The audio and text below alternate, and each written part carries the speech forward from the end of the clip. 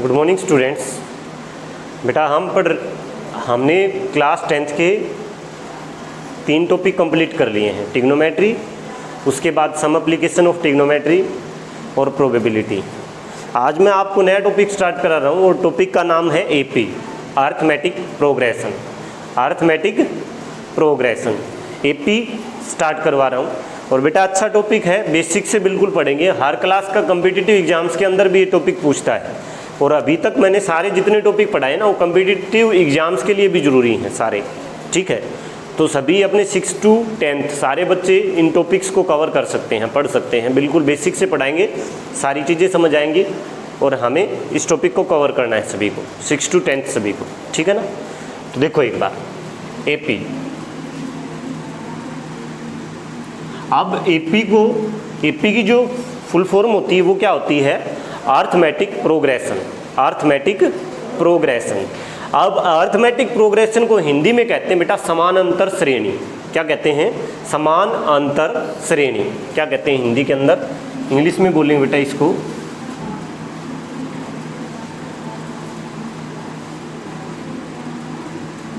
Arithmetic progression, ठीक है। और उसके बाद इसको इंग्लिश में हमने बोला अरिथमेटिक प्रोग्रेशन और हिंदी में बोलेंगे क्या? हिंदी में बोलेंगे समानांतर श्रेणी।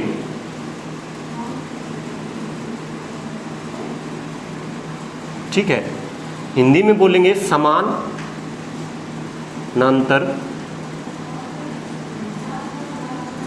श्रेणी। अब जैसे इसके हिंदी के शब्द से पता चल रहा है ना बेटा, समान अंतर। किसी सीरीज में जब हर जगह पे हर जो टर्म आएगी उस टर्म पे डी, जो कॉमन डिफरेंस है डी है वो सेम आए तो वो सीरीज क्या कहलाती है? अरिथमेटिक प्रोग्रेशन कहलाती है। क्या? समानांतर श्रेणी कहलाती है। समझ आई है बात? मैंने कहा कि कोई भी एक सीरीज देगा, जैसे हम रीजनिंग में पढ़ देते ना वैसे सीरीज देगा इसमें, और उस सीरीज के प्रत्येक पद पे जो अंतर होगा, कॉमन डिफरेंस होगा वो सेम होगा और वो सीरीज क्या कहलाएगी? एपी कहलाएगी। क्या कहलाएगी? एपी। समझ आई है बात? जैसे फॉर एग्जाम्पल मैं बताऊं तो बेटा देखो एक बार, समान अंतर का मतलब क्या? समान अंतर हो जहाँ पे 1 3 5 7 9 इस तरह से एक सीरीज है कोई, ठीक है।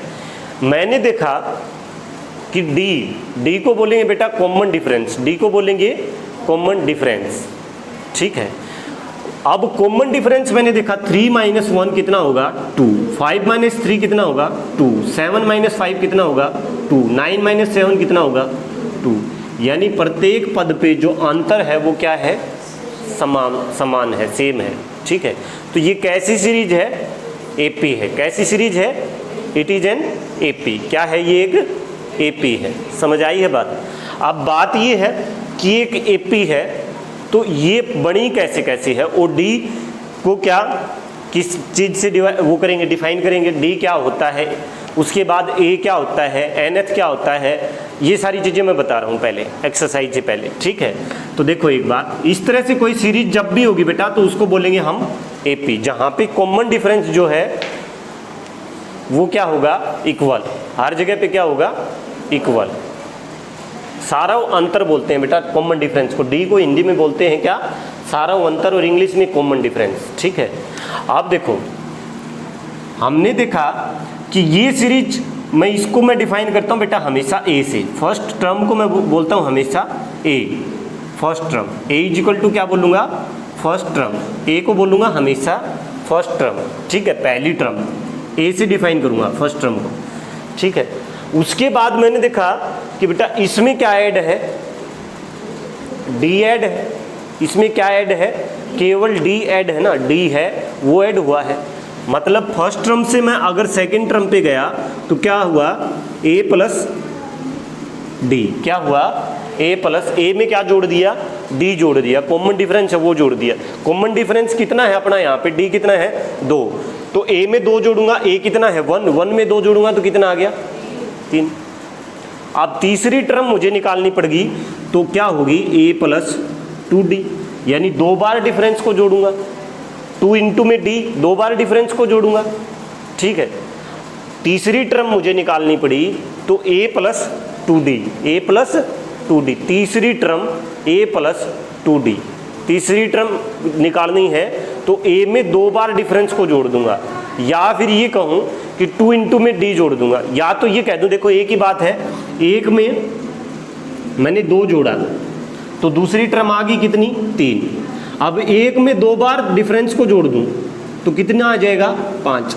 या फिर इस चीज को ऐसे भी लिख सकता हूं ना बेटा, 1 प्लस 2d, ठीक है। और d की वैल्यू कितनी है, 1 प्लस 2 इंटू में 2, और बोर्ड मास में पहले क्या करते हैं, मल्टीप्लाई, 4 प्लस 1 क्या आ जाएगा, 5। ये भी एक ही बात है, वही चीज है, 2 बार डिफरेंस को जोड़ना ही है 2d, ठीक है। तो मैंने क्या किया कि a में अगर 2d जोड़ दूंगा तो तीसरी टर्म आ जाएगी। अब चौथी टर्म निकालनी है तो a में क्या जोड़ दूं, 3d, क्या जोड़ दूं, 3d, यानी 3 बार डिफरेंस को जोड़ दूं, या 3 इंटू में d को जोड़ दूं a में, तो कौन सी टर्म आ जाएगी, 4th टर्म आ जाएगी। इसी तरह से 5th टर्म निकालनी हो तो a plus 4d, 5th term निकालनी हो तो a प्लस 4d। अब 6th टर्म निकालनी हो तो a plus 5d, 7th term निकालनी हो तो a प्लस 6d। समझ आ रही हैं ये चीज़ें, पक्का, कन्फर्म। तो देखो इस तरह से हम क्या निकालते हैं, टर्म निकाल सकते हैं, क्या निकाल सकते हैं, टर्म। अब बात ये है, इस तरह से अपनी टर्म दी गई होती है, अब टर्म पूछेगा कि टर्म कैसे निकालें, कोई भी टर्म गायब कर देगा। मैं इसी एपी की कह दूं कि तुम्हें 20वां पद बताओ, इस एपी का 20th क्या बताओ, 20th पद बताओ, 20वां क्या बताओ, पद बताओ, ठीक है, 20वां।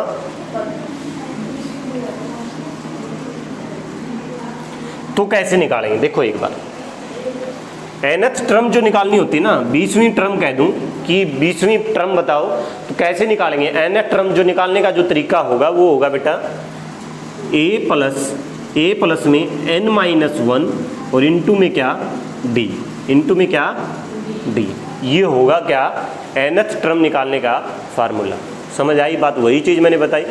जब 20वीं टर्म निकालनी है तो क्या करेंगे, a plus 19d, a plus 19d।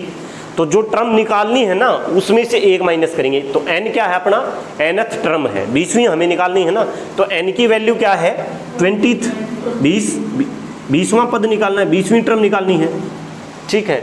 तो nth क्या है, टर्म, 20वीं टर्म, ठीक है। तो a प्लस n-1 इंटू में d फार्मूला लगेगा, तो अपना क्या आ जाएगा, nth टर्म आ जाएगी। कोई भी टर्म निकालनी हो तो हम इस फार्मूले से निकाल देंगे। कोई समस्या परेशानी किसी प्रकार की हो तो बताओ। समझ आई है बात बिल्कुल अच्छे से, है। देखो बेटा वही चीज़ मैंने बताया है, a में अगर 19 बार डिफरेंस को जोड़ दोगे तो 20वां क्या आ जाएगा, पद आ जाएगा अपने पास, 20वीं टर्म आ जाएगी। समझ आई है बात, यानी जो टर्म पूछे उससे 1 माइनस करके इंटू डी कर दो। समझ आई, ये फार्मूला हो गया, ठीक है। nth टर्म निकालने का ये क्या हो गया, फार्मूला। समझ आ गई बात। एक चीज़ तो ये यूज करवाएगा हमसे एपी में, nth टर्म निकालो, ठीक है। एक तो हमसे पूछेगा nth टर्म निकालो, उसके बाद एक हमसे पूछ सकता है कि सम ऑफ nth टर्म, यानी ये कह दे कि 20 टर्म का योग ज्ञात करो, 20 टर्म का सम ज्ञात करो, ये हमसे पूछ सकता है बेटा। तो उस टाइम पे हम क्या करेंगे, उस टाइम पे जो फार्मूला होगा अपने पास वो होगा Sn इज इक्वल टू होगा n/2 bracket start 2a plus n-1 और इंटू में क्या हो जाएगा, d, n-1 इंटू में क्या हो जाएगा, d, ठीक है। ये रहेगा जब आपसे पूछ ले कि नंबर ऑफ टर्म, 20 टर्म का सम बताओ, 15 टर्म का सम बताओ, इसी एपी में पूछ ले कि 15 टर्म का सम बताओ, फिर कह दे 20 टर्म का सम बताओ, इसी एपी में 25 टर्म का सम बताओ, 27 टर्म का सम बताओ, तो हम सम इस फार्मूले से निकालेंगे कि सम ऑफ n टर्म इसे ऐसे निकलेगा, सम ऑफ n, ठीक है, सम ऑफ n, s है सम ऑफ n है नंबर ऑफ टर्म पूछे, तो n/2 इंटू में 2a प्लस में n-1 इंटू में क्या, d, ठीक है। ऐसे हम निकालेंगे सम ऑफ nth टर्म, ठीक है। ये दो चीज़ें यूज होंगी बेटा सारी एपी के अंदर, बस इसके अलावा कुछ नहीं पूछेगा आपसे। और कोई छोटा मोटा फार्मूला होगा तो साथ के साथ बता देंगे, समझ आ गई है बात। ये दो बेसिक फार्मूले हैं, nth टर्म पूछेगा या फिर सम ऑफ टर्म पूछेगा, ठीक है। और कोई छोटा फार्मूला कोई होगा साथ ही साथ तो बता देंगे।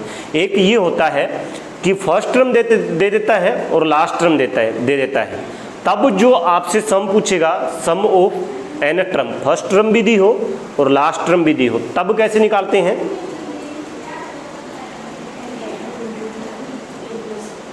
हैं?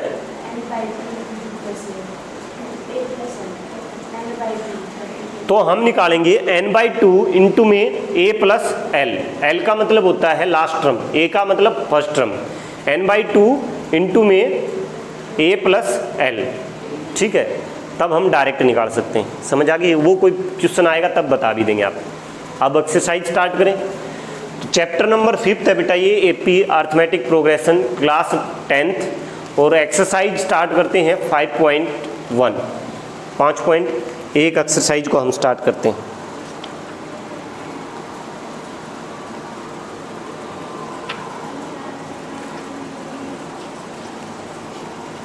क्वेश्चन नंबर 1 देखो बेटा, क्वेश्चन नंबर 1 में कहा है in which of the following situation does the list of number involved make an arithmetic progression and why.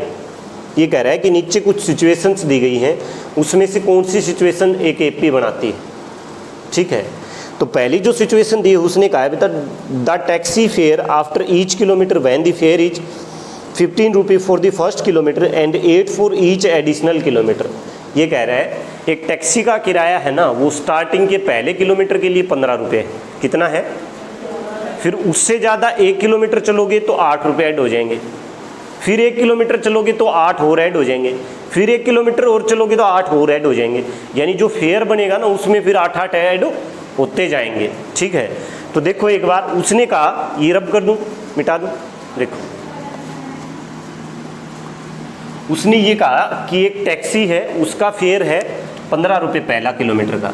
अब दूसरे किलोमीटर पे चलेगा तो 15 + 8 हो जाएगा, तीसरे पे चलेगा तो 15 + 8 में प्लस में 8 और हो जाएगा, और 15 + 30 ये चौथे किलोमीटर पे चलेगा तो 15 + 8 + 8 प्लस में 8 और हो जाएगा। इस तरह से चलता जाएगा ये किराया, जितने किलोमीटर चलाना है ना, तो जो लास्ट फेयर है उसमें +8 हो जाएगा, ठीक है। तो मैंने देखा यहाँ पे क्या है बेटा, ये a है, ये a प्लस में d दिख रहा है मुझे, यहाँ पे a प्लस में 2d दिख रहा है, और यहाँ पे a प्लस में 3d दिख रहा है कि नहीं। किसी नंबर को 3 बार जोड़ना क्या 3 इंटू में d हो सकता है, किसी नंबर को 3 बार जोड़ें तो उसको ये भी लिख सकते हैं 3 इंटू में d, ठीक है, 3 इंटू में वो नंबर लिख सकते हैं, ठीक है ना, ठीक है। तो ये होगी अपनी क्या एपी होती है, ये एक एपी होती है ना अपनी, तो ठीक है, ये क्या है अर्थमेटिक प्रोग्रेशन है, ठीक है। तो लिख दोगे आप इट इज एन एपी, ये क्या है एपी है, क्या है ये एपी। और क्यों है, क्योंकि डी जो है ना, डी इज इक्वल टू क्या है 8 है, क्या है 8, डी हर जगह पे कितना है 8। यहाँ पे देखा हमने 8 बड़ा है, यहाँ पे भी इससे 8 बड़ा है, यहाँ पे भी इससे 8 बड़ा है, ठीक है। तो डी कितना है 8 है, कॉमन डिफरेंस जो है वो कितना है 8 है। तो ये क्या है एक एपी है, समझ आई है बात, पक्का, ठीक है। या फिर देखो 15 और 8 कितना, ये सीरीज बन जाएगी 15 और 8 कितना बेटा 23, 23 और 8 कितना 31 और 8 कितना, तो इस तरह से सीरीज बन जाएगी। और हर तरह से है ना, सेकंड टर्म में से फर्स्ट घटा के देखेंगे तो डी आ जाएगा अपना 8, थर्ड में से सेकंड घटाएंगे तब भी डी आएगा 8, और इसमें से ये घटा के देखेंगे तब भी डी आएगा 8, समझ आई है बात। तो डी अपना हर जगह पे क्या है इक्वल है, तो ये क्या है एपी है, क्या है, अच्छा। The amount of air present in a cylinder when a vacuum pump removes 1/4 of the air remaining in the cylinder at a time। ये कह रहा है कि amount of air present in a cylinder when a vacuum pump removes 1/4 of the air remaining in the cylinder at a time। एक cylinder के अंदर कह रहा है कि कुछ एयर है, ठीक है ना, और एक वैक्यूम की सहायता से ना 1/4 रिमेनिंग का हर बार खाली कर दिया जाता है, हर बार रिमेनिंग का 1/4 खाली कर दिया जाता है। तो ये एक एपी बनेगी कि नहीं बनेगी? तो देखो एक बार हमने चेक कर लिया, हमने देख लिया कि सिलेंडर के अंदर जो एयर है उसको मैंने मान लिया x है। कितना है? x है। अब देखो x जो है ना, इसका रिमेनिंग का 1/4 में अगर खाली करूंगा तो 1/4 रिमेनिंग है मेरे पास, x है अब, तो x का 1/4 रिमेनिंग करूंगा तो क्या 1/4 इंटू में x, ठीक है ना, यही होगा। जैसे एग्जाम्पल के तौर पे बता रहा हूँ कि अपने पास 20 लीटर गैस रह गई है सिलेंडर के अंदर, ठीक है। अब इसमें से 1/4 इसका हमें क्या करना है? खाली करना है। तो 1/4 ऑफ 20 करूँगा, ठीक है ना। तो 1/4 ऑफ 20 क्या होता है? 5। अब 20 में से 5 माइनस करेंगे तो अब कितना बचेगा रिमेनिंग? 15, ठीक है। अब 15 में से फिर माइनस क्या करूँगा? रिमेनिंग का 1/4 माइनस 1/4 ऑफ 15। अब फिर जो रिमेनिंग आए उसका 1/4 ऑफ 15 करेंगे, सॉरी जो भी आएगा उसका 1/4 करेंगे, ठीक है। तो इस तरह से एपी बनेगी। समझ आई बात? तो हमने x मानना है तो पहले क्या खाली करेंगे? 1/4 ऑफ x खाली करेंगे, ठीक है। तो देखो एक बार यहाँ पे जो बनेगा बेटा, हम कर लेते 4x और माइनस में कितना? x। तो ये कितना बनेगा? 4x में से x गया तो कितना? 3x बाई कितना हो जाएगा? 4, ठीक है। अब अगली जो टर्म आनी है वो 3x माइनस बाई 4 माइनस में कितना होगा? 1/4 ऑफ 3x बाई 4, ये आनी, ठीक है। एलसीएम इसका कितना आएगा? नेक्स्ट जो टर्म आएगी वो यहीं से आएगी 4, तो यहाँ पे रह जाएगा बेटा कितना? 3x, और यहाँ पे भी कितना आ जाएगा?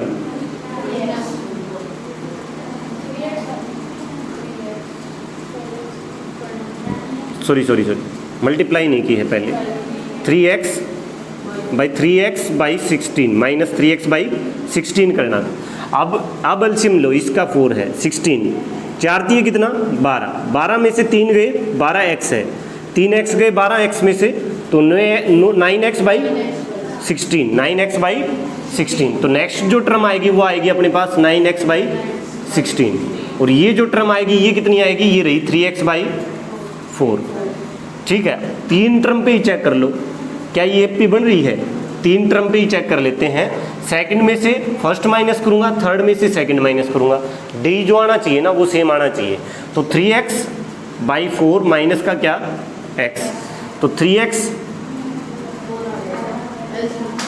एलसीएम 4, ये 3x और यहाँ पे 1, तो 4 माइनस 4x, ये आ जाएगा माइनस x बाई 4, यहाँ पे आए माइनस x बाई 4। अब नेक्स्ट टर्म और चेक कर लेते हैं, 9x बाई 16 माइनस का 3x बाई 4, एलसीएम 16 आएगा। 9x माइनस 3x कितना आएगा? सॉरी 3x नहीं, यहाँ पे 12x आएगा। 4 चौके 16, 4 3 12, ठीक है। तो यहाँ पे कितना आएगा? यहाँ पे 12x हैं वो माइनस के हैं, 9x हैं प्लस के, तो कितना माइनस के कितना बचेंगे? 3x बाई कितना? 16। आप देखो माइनस के x बाई 4 और माइनस के 3x बाई 16 इक्वल है क्या? नहीं है। तो d है वो क्या नहीं है? इक्वल नहीं है हर जगह पे, ठीक है। It is not an AP. क्यों? क्योंकि d इज नॉट इक्वल, ठीक है, इतना ही लिखो, d इज नॉट इक्वल, ठीक है। उसके बाद थर्ड देखो, the cost of digging a well after every metre of digging one cost of 150 for the first metre and rises by 50 for each subsequent metre. ये कह रहा है कि एक कुएं को खोदते हैं ना, तब जो पहली बार खोदेंगे 1 मीटर तो उसका खर्चा है 150 रुपये। उसके बाद प्रत्येक मीटर पे है ना जो खर्चा है वो बढ़ जाएगा, और कितना बढ़ेगा? 50 रुपये बढ़ेगा। कितना है? 50 रुपये बढ़ेगा। तो पहले मीटर पे 150 लगेंगे, दूसरे पे 200, तीसरे पे 250, चौथे पे 300, पाँचवें पे 350। तो इस तरह से हर बार क्या है? 50 रुपये बढ़ता चले जाएगा। तो ये क्या है? ये एक एपी है कि नहीं है? है। वो क्यों है? क्योंकि डी है वो इक्वल है हर जगह पे, और कितना है? 50 है। कितना है? समझ आ रही है बात? ठीक है। नेक्स्ट पार्ट देखो, the amount of money in the account every year when 10,000 is deposit eight compound interest of 8 per annum. देखो एक बार ये कह रहा है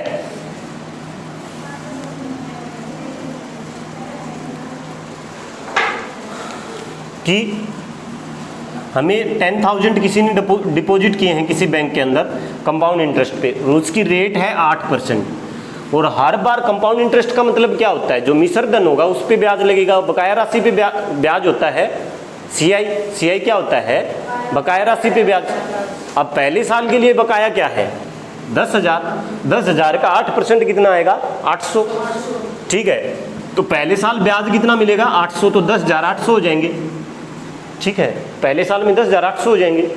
अब दूसरी साल में 10,800 का 8% लगेगा, 10,800 का 8% होगा बेटा 864 और 864 कितना होगा 864, और 10,800 में 864 जोड़ दोगे तो आ जाएगा 4, 6, 16, 1, 11,664।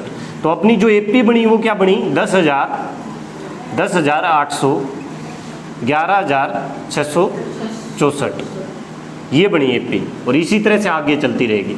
तो ये एपी जो है वो ये सीरीज जो है वो क्या एपी है, अपनी जो सीरीज बनी वो इस तरह बनी। पहले साल 10,000 रुपये थे, उसके पास मूलधन था, उस पर ब्याज लग के मिलेंगे उसको 10,800 रुपये।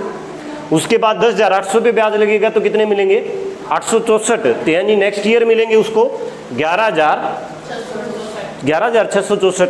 तो ये अपनी एक सीरीज बनी। तो ये सीरीज क्या एपी है, यहाँ पे 800 का डिफरेंस है, यहाँ 864 का डिफरेंस है, जो कि क्या है इक्वल नहीं है, इसलिए क्या है ये एपी नहीं है। It is not an AP because D is not equal, ठीक है। डी है वो इक्वल नहीं है, ठीक है। तो क्वेश्चन नंबर 1 जो है वो आपका हो गया बेटा कंप्लीट एक्सरसाइज 5.1 में। अब क्वेश्चन नंबर 2 देखो, समझ आ रही है क्या चीज़ें, पक्का है, पक्का समझ आई है। क्वेश्चन नंबर 2 का पार्ट 1 देखो एक बार, उसने कहा है write first 4 term of an AP when the first term a and the common difference d are given as below. ये कह रहा है कि ए दिया है और डी दिया है, आपको 4 टर्म लिखनी है एपी की। तो उसने ए दिया पहले 10 और डी भी दिया कितना 10, आपको 4 टर्म लिखनी है, नहीं लिख सकते हो। ए 10 है तो बी कितना होगा, हर जगह पे 10 का अंतर, 20, 30, 40, बस 4 ही लिखनी है, हो गया ख़त्म। उसके बाद ए दिया है -2 और डी दिया है 0, तो -2, -2, -2, होगी ये भी एनएपी, ठीक है। कॉमन डिफरेंस है, हर जगह पे इक्वल है। उसके बाद ए दिया है 4 और डी दिया है -3। ए दिया है 4, सेकंड का थर्ड पार्ट, ए दिया है 4 और डी दिया है -3, तो 4, उसके बाद 4 में -3 जोड़ेंगे तो 1, उसके बाद 1 में -3 जोड़ेंगे -2, उसके बाद -2 में -3 जोड़ेंगे तो कितना आएगा -5। तो ये क्या बन जाएगी एपी बन जाएगी, क्या बन जाएगी, ठीक है।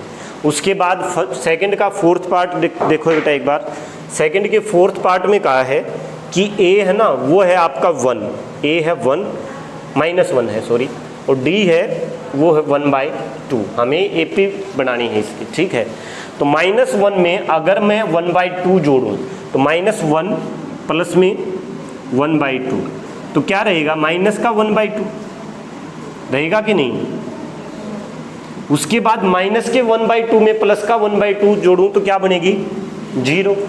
उसके बाद 0 में 1/2 जोड़ूं तो कितना बनेगा 1/2, उसके बाद 1/2 में 1, इस तरह से क्या बन जाएगी ये भी एक एपी। 4 ही टर्म लिखनी है बस, ठीक है। उसके बाद सेकंड का फिफ्थ पार्ट हो गया है, फोर्थ हुआ है, ठीक है, फोर्थ पार्ट था ये, और सेकंड का फिफ्थ पार्ट। और देखो फिफ्थ पार्ट में कहा है ए अपना है बेटा अपने पास -1.25 और डी जो दिया है वो है -0.25। तो देखो -1.25 में अगर जोड़ेंगे -0.25 तो क्या बनेगा, कोमा माइनस का 1.50, फिर माइनस का कितना 1.75, फिर माइनस का कितना 2, होगी हैं बस 4 टर्म, यही लिखनी थी। ठीक है, तो ये भी अपनी क्या बन गई है, एक एपी। तो एक्सरसाइज 5.1 के अपने क्वेश्चन हो गए हैं 2 कंप्लीट। ठीक है, नीचे क्वेश्चन नंबर 3 ट्राई करना है, खुद से कल कराएंगे भी वीडियो में। ठीक है, उसने कहा है for the following APs right the first term and the common difference. First term लिखनी है और डी निकाल के लिखना है। ट्राई करना, घर से हो जाए तो ठीक है ना, वरना मैं कराऊंगा कल बोर्ड। समझ आई बात? 2 क्वेश्चन हो गए हैं एक्सरसाइज 5.1। ठीक है, ठीक है बेटा, थैंक यू। आज के लिए बहुत इतना ही, बाकी अगले वीडियो में देखते हैं। आप भी लगे रहो सारे के सारे वीडियो में। अगर किसी चीज़ की कोई भी परेशानी आ रही है किसी भी बच्चे को, तो व्हाट्सएप पे मुझे भेजे या फिर कमेंट में करके मुझसे पूछ ले। ठीक है, थैंक यू बेटा।